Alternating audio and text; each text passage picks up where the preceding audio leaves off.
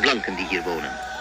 Zo dringt langzaamaan iets van de beschaving door in de binnenlanden van Nederlands Nieuw-Guinea en worden de Deed men dat wel, nou dan werd dus degene die het gedaan heeft, werd gearresteerd. Pemberontakan Obano adalah pemberontakan yang dilakukan oleh orang Papua di Nugini pada tahun 1956 melawan penjajahan Belanda. Pemberontakan Obano merupakan akibat dari perbedaan budaya dan pandangan hukum antara penduduk wilayah Wisselmeren, sekarang Paniai, Sukumi, dan pemerintahan Belanda.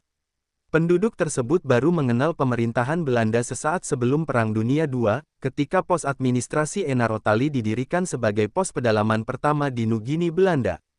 Penduduk tersebut telah mengalami masalah yang cukup besar dengan para pendatang baru dan juga tidak menyukai kedatangan Jepang selama Perang Dunia II. Pada tahun 1953, pemerintahan Nugini Belanda, yang dipimpin oleh Gubernur Jan van Baal, menyerukan agar hukum yang dianjurkan pemerintah diterapkan sebagai respons terhadap permasalahan di wilayah tersebut, dan agar penduduk mengabaikan hukum adat yang dipatuhi.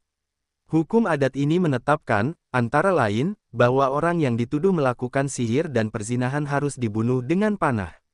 Namun, ganti rugi harus dibayarkan kepada kerabat yang masih hidup dalam bentuk babi dan kerang couri. Berdasarkan hukum Belanda, hal ini merupakan pembunuhan tidak berencana, dan tidak dapat ditoleransi. Sukumi tidak menyukai penerapan hukum Belanda di bawah paksaan apapun. Wabah campak yang menewaskan banyak anak, dan penyakit babi, dianggap oleh Sukumi sebagai ulah roh jahat yang dibawa oleh Belanda. Penduduk membantai babi-babi merah muda impor tersebut. Secara bertahap, kerusuhan mulai meletus di wilayah tersebut.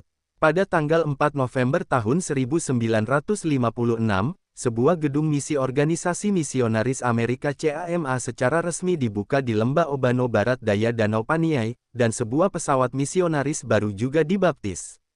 Pemimpin pemberontak Bunaibo, Yape Ipue, atau pemilik perang, melancarkan serangan dengan dukungan pemberontak lain, Dabakayame. 8 orang, terutama perwakilan misi, terbunuh. Para pemberontak mengepung pos administrasi Enarotali. Pada tanggal 7 November Dinas Udara Angkatan Laut menerbangkan marinir, menggunakan mortir untuk memulihkan perdamaian. Marinir diperintahkan untuk menyerang sasaran jika perlu. Pada akhirnya, mortir terbukti tidak banyak berguna dalam mengakhiri pemberontakan.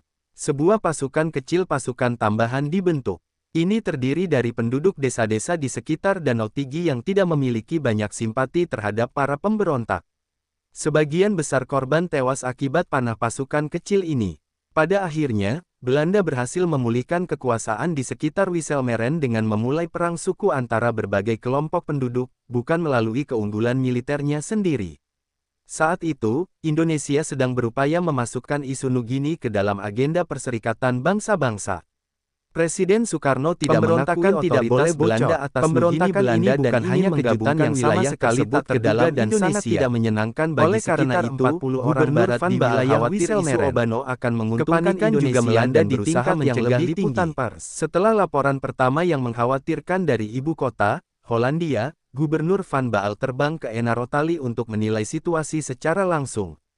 Sekembalinya ke pantai utara, ia mengeluarkan siaran pers ke Belanda untuk menginformasikan media tentang pemberontakan tersebut.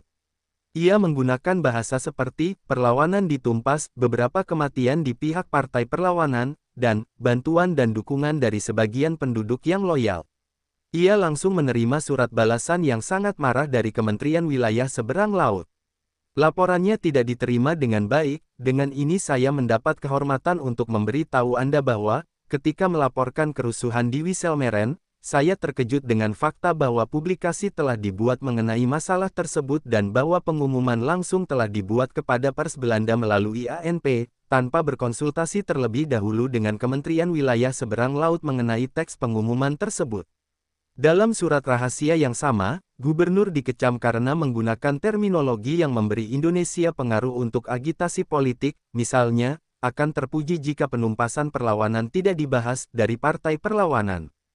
Gubernur Van Baal diminta untuk segera mengeluarkan pernyataan pers hanya dalam konsultasi bersama, yang dalam praktiknya sama saja dengan pemadaman.